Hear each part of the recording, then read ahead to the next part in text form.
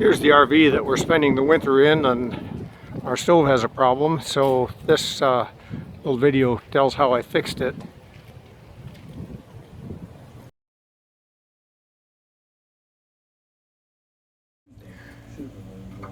This is the failed piezo igniter from our Atwood Wedgwood stove in our hitchhiker trailer.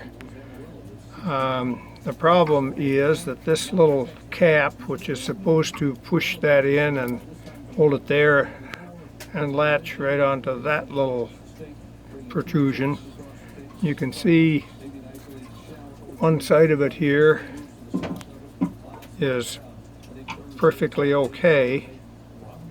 Now look at the other side. See the break in it right there? So that's the problem. So I'm going to try to epoxy that. If I can't epoxy it, I'll have to find another way to secure this cap into place to fix this.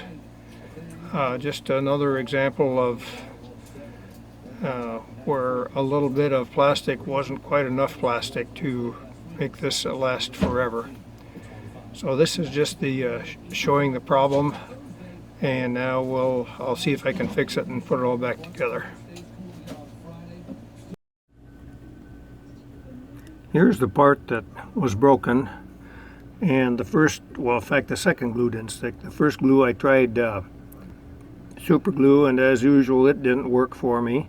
And then I tried epoxy, and it didn't work because I didn't scuff it up. It was too slippery. So I scuffed it up and put a little reinforcing on it there, and I'm hoping that that's gonna work now to hold it and not break. So now it's time to assemble things, and here's I'll call it the hammer, and notice that right here is a kind of a dark spot where the actuating wheel hit, and you can also see that there's a little bit of a wear there.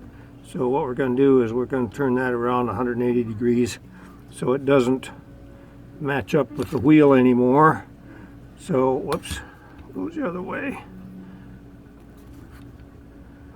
So that goes in first, and then this, and then this goes on the end. And I'm probably going to have to take this away from the camera to try to get it to fit. But if I can get that locked on properly, I'll be back and show you the completed thing. Okay, it went back together and appears to be secure. And now, of course, the next question is, will this side eventually break? And it sounds like it works right.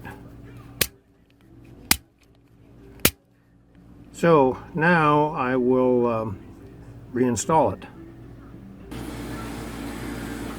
This is the Atwood Wedgwood Vision stove in our hitchhiker RV, and just to show you the igniter goes here. I've removed it, but I'm showing you this to show you how to get it out. I've flipped the cover up to get it out of the way. And now I'll just take the grate here and take it out of the way. And now, thanks to the Atwood book that I still had, it's easy to get this out. You just push this back, and then you can lift the front.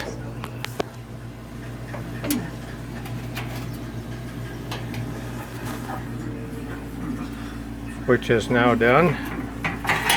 Now take that off. And you see there's been some spillage. I vacuumed that up yesterday. And also, I'll tell you that if yours fails and you wonder about it, you can look right under here. There are some holes there, and I looked under there. You maybe can't see them, but I could see the parts for the igniter there. And so I knew that it was broken. But you don't have to take that apart, you just have to take the top off. Now the igniter fits right up in this area, and I'm just going to go ahead and attach that now. So the igniter attaches with 2 screws, which I've installed, and now we'll put the knob back on, I think about like this, and then we've got 3 wires to reattach here, which I'll do. The wires are definitely a force fit, so I used a needle nose pliers to push them on. And by the way, when I tore this apart, this wire was actually not even connected, so I suspect that this one burner was never lightable with it. So let's just see if this is going to work now. We'll turn it on to light. We'll give it a few clicks.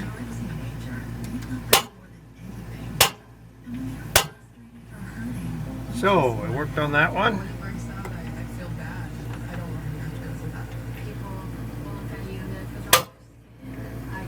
Worked on that one. And my bet is that it will work on this last one too. So we've had a successful repair. Now I just need to put things back together, and my wife will have her cook stove with the piezo ignition system working again at 0 cost. There, the stove is all back together again, hopefully even better than new, and certainly better than it was yesterday. Now, if you're watching this, you very well might have an RV, and it very well might have an awning. I'm going to show you an RV awning travel lock, which is right up there. And the purpose of that is to stop or greatly minimize the chance that your RV awning will unfurl as you're driving down the road.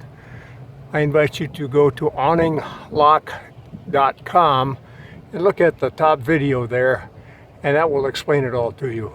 If you have any questions, just be sure to give me a call. Thanks for watching. This is Keith from awninglock.com.